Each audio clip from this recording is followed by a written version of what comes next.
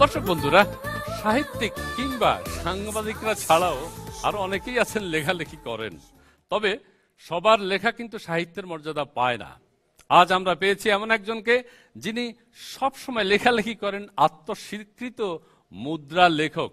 অর্থাৎ আমাদের দেশে সব ধরনের কাগজের নোটে, টাকার নোটে তিনি রকমারি লেখা লিখে ভীষণ আনন্দ পান। একজনের সাথে এখন কথা বলবো, যিনি সবসময় টাকার উপর লেখালেখি করেন। জি প্লিজ আসুন আসুন আসুন আসুন। একটা গান লিখো আমার জন্য। আসসালামু আলাইকুম।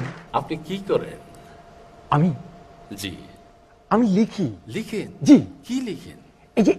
এই যে টাকা আছে না, টাকার উপরে আমি লিখি। বাহ, ভীষণ আরাম পাই। টাকার উপর কতদিন যাবত লিখছেন? আমি মনে করেন যে ভাইয়া, আমি প্রায় 10-12 বছর হলো আমি বিভিন্ন টাকার উপরে লিখছি। এই 500 টাকা, 100 টাকা, 50 টাকা, 20 টাকা, মানে যা পাই আমি লিখি। হয়েছে কি জানেন ভাইয়া, আমার একটা পুরনো বন্ধুর সাথে আমার প্রায় 10-12 বছর আগে দেখা।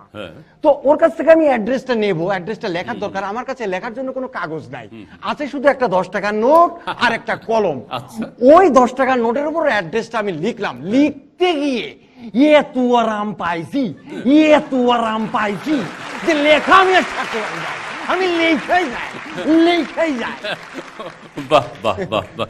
কিন্তু এই টাকার উপর লেখা তো খুবই ক্ষতিকর। খুবই ক্ষতিকর না? জানেন, আমিও না ভেবেছি খুব ক্ষতিকর, কিন্তু অনেক লাভও আছে। কেমন? লাভ আছে তো। এই মনে করেন ওই ছোটবেলায়,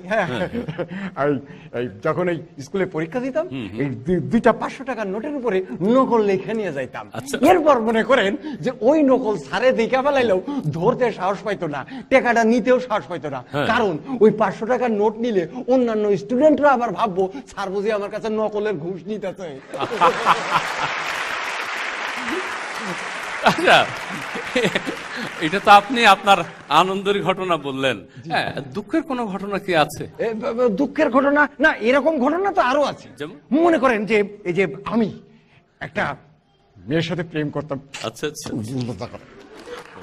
তো ওই মেয়েটার সাথে আমি যখন প্রেম করতাম, ওই মেয়েটাকে আমি টাকার উপরে প্রেমপত্র লিখে পাঠাতাম।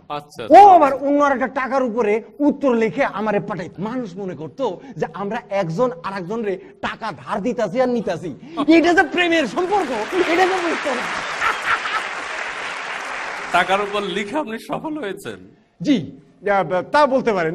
মোটামুটি সফল হয়েছি, অনেক আনন্দও পাইছি। একটা আনন্দের ঘটনা বলুন। আনন্দ বলুন তো। বিরাট আনন্দ পাইছিলাম, বুঝছেন। একদিন এক লোকাল বাসে উঠছি, লোকাল বাসে উঠে যাইতেছে। মনে করেন যে আজকাল গাড়ি ঘোড়ার অবস্থা তো জানেন, এই চাপেন সরে নেই, ভিড়ের মধ্যে খাড়াই আছি, এমনি খাড়াই আছি। হঠাৎ দেখি কি যে আমার পিছন পকেটে একটা টান পড়তেছে। কি রে, কেডা রে, কেডা? ও বাবা, দেখি একজন ডাবল ভদ্রলোক আমার পিছন পকেট থেকে 2টা 500 টাকার নোট টুক করে তুলে নিতেছে।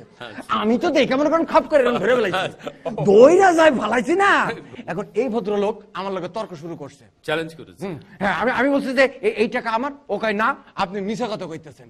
একদম বাস ভর্তি লোকের সামনে সে চ্যালেঞ্জ করে বসলো আমারে যে ওই টাকা যে আমার, তার কোনো প্রমাণ আছে?